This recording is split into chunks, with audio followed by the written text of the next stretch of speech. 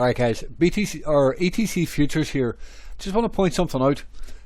The fact that every single time that ETH has closed extremely strong up here, there is 3 days left at this point. Every time ETH is closed extremely strong up here, well, you can see that there is the potential of having another month up.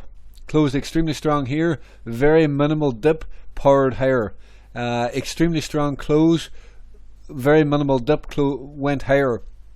Extremely strong close.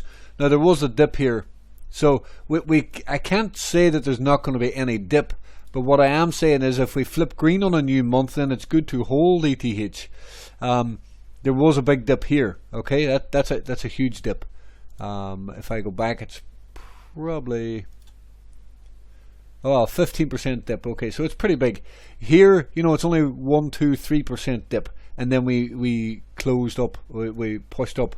If we keep going, we close. This is a very strong close. There was a very small dip, and as soon as we flip green again, then you can hold your ETH for a period of time.